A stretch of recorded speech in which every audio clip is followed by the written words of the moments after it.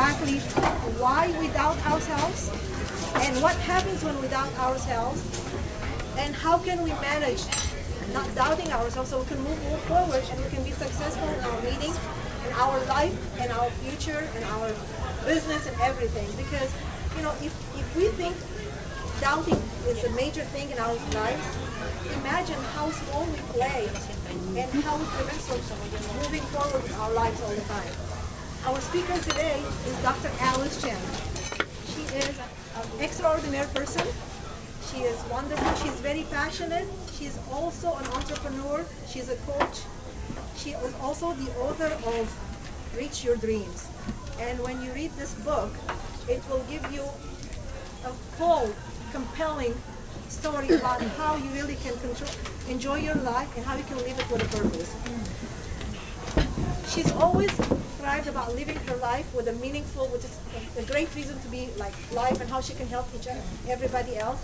But she really, something happened to her and changed her life in 2008. She had a nearly fatal car accident and made her reconnect with her purpose in being in life and how she can help people really discover themselves and how they can live their life with a purpose.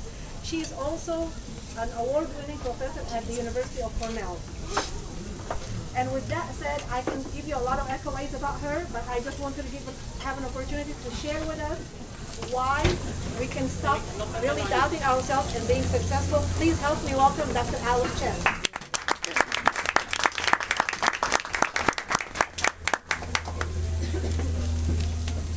Wow, with such a great introduction, my inner critic is coming up and saying, I hope you can live up to that. So, it is so great to be with you. Can you all hear me? Yes. All right.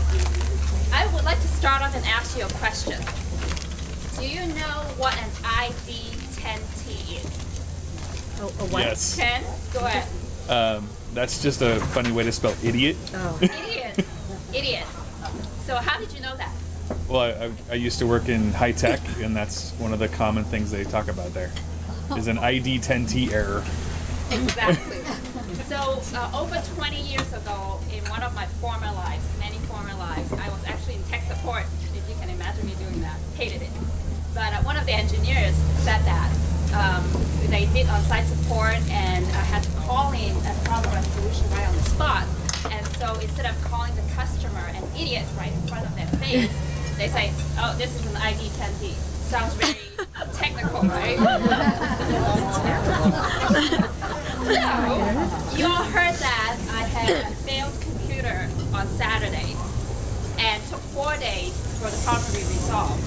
And one of the things I was really freaked out about was I didn't back up my hard drive for a month. And so my inner critic came up to say, I'm such an idiot. You don't know how many times I heard that. So my inner critic didn't go to charm school, didn't worry about hurting my feelings, and so didn't call me an ID10T, just plain out idiot. Okay? So I bet some of you had heard some choice words, right? Does anyone care to share some of the things that your inner critic has called you? I guess not. Susan. I don't like to admit this, but Bitch, yeah. Mine has told me that too. Even though I'm really Vicky. Can't really do it. Can't really do it. That's a classic one. Trudy? stupid. Stupid. Yes. Cynthia? Failure. Failure. Yeah. Not good enough. I'm not good at this. I'm not good at this. Okay, a couple more. Kim? Again. Again? Exactly. Exactly. Loser. Yeah, I think I have that like inscribed in my forehead. So you get the idea, right? So today we're going to talk about where did this inner critic come from? And what purpose does it serve other than to piss us off and to stop us from doing what we want to do and what we are here in this life to do? And most importantly, I want to focus our talk on how do we manage this voice that's calling us a loser again, and I can't do this. How do we manage that so that it doesn't stop us from being this huge business success that we know we are in the service of the customers and clients that we're here to serve? Okay, does it sound good? Mm-hmm. All right. So to start off where our inner critic comes from. Let me share some statistics with you. For the average person who sleeps 8 hours a day, so meaning 16 waking hours, the average person has 60,000 thoughts in those 16 hours. It's about a thought per second. Okay? Now, if you sleep less than 8 hours, that means you have even more thoughts. Okay? So, let's build on that. 95% or more of those 60,000 thoughts are automatic, repetitive, and subconscious. You had it yesterday, the day before, and the day before that, and you're likely to have the same thoughts tomorrow, the day after, and the day after that. Okay? And you're not even aware of that. How can we even scan our brains, fast enough to catch one thought per second? It's automatic. Okay? Not all of it's bad because when you get into the car to drive, you don't think about how you're driving. You know how to drive. You know how to get dressed in the morning to go somewhere. And I don't know if you've ever done this. You actually get into the car and then you drive and somehow you get to your destination. You ask yourself, how did I get here? Yeah. It's the same automatic thought process that's programmed into our subconscious mind that allows us to do all these things. So it's not all bad. But there's always a but. Out of these 95% or more of repetitive habitual thoughts, 80% of them are negative. So let me do the math for you. That's over 45,000 negative thoughts a day that keeps repeating themselves day in and day out for the rest of your life. So no wonder it takes so much work to be happy. Yes, She said 45,000. Okay, so let me quickly summarize that. Average person challenges. No problem, a quick summary. Average person, 60,000 thoughts per day. 95% or more of them are repetitive and automatic. And out of that, 80% or over 45,000 thoughts per day are negative.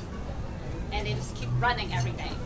Okay? So you wonder why we have these loser things and calling ourselves an idiot and I can't believe I'm doing this again, or I can't do this.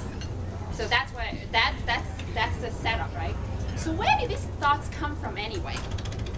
Well, as it turns out, what research has shown is that most of these messages we acquire by the time we're 5 years old. Okay? At a time when we are just these innocent little kids and looking up to adults for approval to tell us we're okay, to tell us that we can, to tell us that we're worthwhile. Okay? And we don't have the capacity at that age to make sense of the things that were said to us that were very contextual and very situational. And so what happens is that by the time we're 5 years old, we have internalized all kinds of messages that tell us we're not worth it, we're not good enough, somebody else can do it but not me. So on and on it goes. And then on top of that, over the course of our lives, we acquire even more adult reinforcement from things that we try that were not altogether successful, or negative experiences, disappointing experiences that we collect.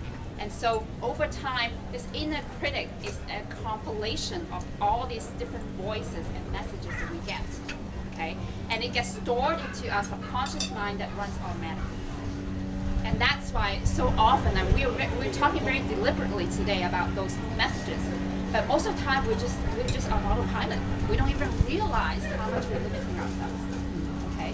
So now that we have set up where that came from, I want to give you a very quick example of how something like that could really limit us. 2 months ago, I was at a retreat where I was one of the speakers. And one of the things that we did in that session was I led the participants through a visualization process that was designed to tap into our subconscious mind. Now, we can talk all we want. There are things in the subconscious mind that does not come out just by talking about it. Okay? We have ways of getting around that to draw those messages out. So after the exercise, one of the participants said, I saw images like G.I. Joes and trucks, and I don't know why I'm seeing them. And just a couple of quick questions I asked by asking what they were. It turned out that those were